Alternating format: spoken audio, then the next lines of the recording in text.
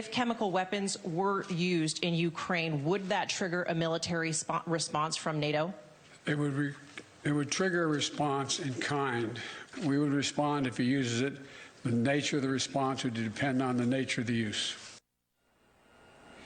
President Biden answering questions at this news conference, took about 5 or 6 of them, saying chemical weapons attacked by Vladimir Putin in Ukraine would have a similar in-kind response. No definitive word from the White House on that. Meantime, Wall Street Journal, NATO estimates a steep Russian losses in Ukraine. That Russia has lost as much as 1/5 of its combat forces sent to Ukraine in about a month of fighting. Between 7,000 and 15,000 Russian soldiers have been killed in Ukraine. Up to 40,000 Russian troops in total have been killed, wounded, taken prisoner, or are missing. Okay, this comes as this discussion about sanctions and how well they're doing. The U.S. sanctions, the NATO sanctions, EU sanctions, and whether they were meant to deter Russia from acting in Ukraine. Here's the president and what has been said before that. I did not say that, in fact, the sanctions would deter him. Sanctions never deter. The president believes that sanctions are intended to deter. Allied relationship is such that we have agreed that the deterrence effect of these sanctions is still a meaningful one. Sanctions are not an end to themselves. They serve a higher purpose, and that purpose is to deter and prevent. Okay, so they were deterring, they weren't deterring. Today, the president said they were never intended to deter. Where are we? Let's bring in our panel. Matthew Continetti, fellow at the American Enterprise Institute, Leslie Marshall, Democratic strategist, and Guy Benson, political editor at townhall.com, host of the Guy Benson Show on Fox News Radio. Matthew, pretty stark to hear all of those different sound bites going back after what the president said today about sanctions. This is why they give Biden a list of reporters to call on, Brett. A list that Biden had exhausted, and he was on his way out of that press conference when he called on Christina Ruffini of CBS, who asked that question about deterrence. Biden was caught flat-footed. He was caught trying to reverse engineer history to grant himself foresight, but he was completely wrong. Look, the sanctions didn't deter because the sanctions weren't imposed. Biden wasn't imposing sanctions prior to the invasion. He was threatening sanctions, and the threat of sanctions wasn't enough to change Vladimir Putin's behavior. To deter someone like Putin, you have to hold at risk something that he values greatly. Putin doesn't care about the economic well-being of Russians. He cares about power. You have to threaten his hold on power. And the only way to do that now, Brett, is to find a way to help the Ukrainians defeat him on the ground. Leslie, these sanctions, though, there are critics of them, many critics, saying they're fairly leaky as far as the energy sector specifically. Some of the most stringent sanctions on banks that deal with Russian oil don't go into effect until June. Is this working, and is Russia feeling this? I would agree with what Matthew just said with regard to Vladimir Putin. He doesn't care about the economy of Russia, but I do think the sanctions are working, and that's one of the reasons the president said that he wanted to have this meeting. He wanted to make sure that our allies, our NATO allies throughout the world, are in this for the long haul, and that this isn't just something that's going to last for a month or two. If we look at the Russian economy, it is crippled, and it's not just going to be crippled now, but for years to come. And the economic impact is definitely affecting Vladimir Putin's ability to access more weapons, to increase his military, because he's lost so much of his military they didn't expect to, going into Ukraine, and Ukraine pushing back and not getting in and out of there in a couple of days, as many people thought would happen. So I would say this is working. Obviously, there are people that want this over in 5 minutes, but we and our allies are saying we are not going to make this a World War III. We are not going to escalate this conflict and have our NATO nations with our fighters in the air and our troops on the ground at this point.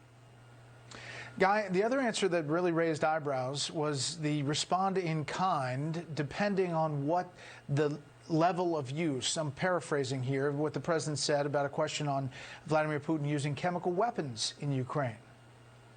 I have no idea what he meant by that. Hopefully he will take follow-up questions on that front in the coming days, because the President of the United States talking about a potential military response in kind on the use of chemical weapons that may or may not happen in Ukraine.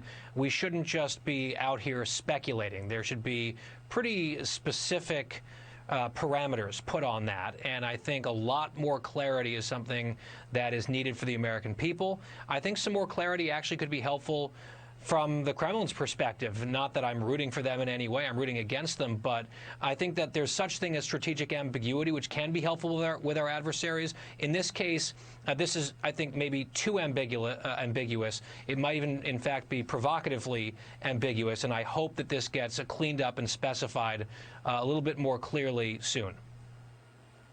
Yeah, and the sanctions, there are really questions about whether Gazprom, the Russian oil company, is making more money now. And we really have to dig in to where these sanctions are hitting or not hitting.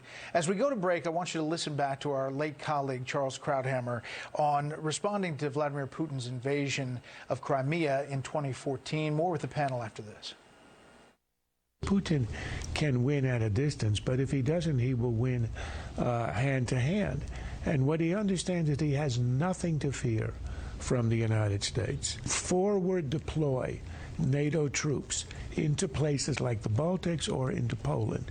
We had an understanding at the end of the Cold War we wouldn't do that because that would provoke the Russians. The response is to say, you broke the understanding of the end of the Cold War, and now we're going to have NATO troops on your frontier. That's a way to send a message that means something and is not just hot air. Officials with the IAEA talking about the complexity of the new Iran nuclear deal, and there are questions about whether it's as good as the old deal that was scrapped back in 2015. This, as it's close, Reuters is reporting that Iran's foreign minister says the nuclear deal is closer than ever. Following 11 months of negotiations, Iran and the United States are now saying that the ball is in the other's court to revive the accord, which would curb Tehran's nuclear program in exchange for lifting tough sanctions on Iran's economy. We should point out that critics say it would not curb that and it would provide a runway to a nuclear bomb. That's what they say. We're back with our panel. Guy, it's really amazing that all of this is happening in this context as Russia is sitting at the table in Vienna as a deal, we're told and confirming, would include enriched uranium from Iran going to Russia in the middle of a time where Russia is, and we're concerned about Russia using nuclear weapons in Ukraine and elsewhere. Well, it really is astounding. The juxtaposition is really amazing. Yeah. Totally amazing, astonishing, but this is the current reality. I mean, we don't really know precisely what is in this would-be deal. It's been kept secret from the American people and the American Congress so far. But what we have learned through leaks and rumors is quite disturbing, that it would, in fact, be weaker than the 2015 Obama-era version. So weak, in fact, that 3 members of Biden's own negotiating team resigned in protest, quit the process because of the extent of the capitulations that the U.S. was agreeing to. What we do know is that the man negotiating on our behalf is a Kremlin Putin diplomat, because the Iranians won't talk to us directly. So you have the Russians speaking in this context on our behalf to another enemy of the United States, supposedly with our interests at heart, which is insane. And that lead negotiator, that Russian negotiator, recently in an interview said that the Iranians got far more than anyone could have ever expected. He was sort of bragging about that. The Russians would make off like bandits from this as well. And he also thanked the Chinese for their help in these talks. All of that, I would say, adds up to a very alarming picture.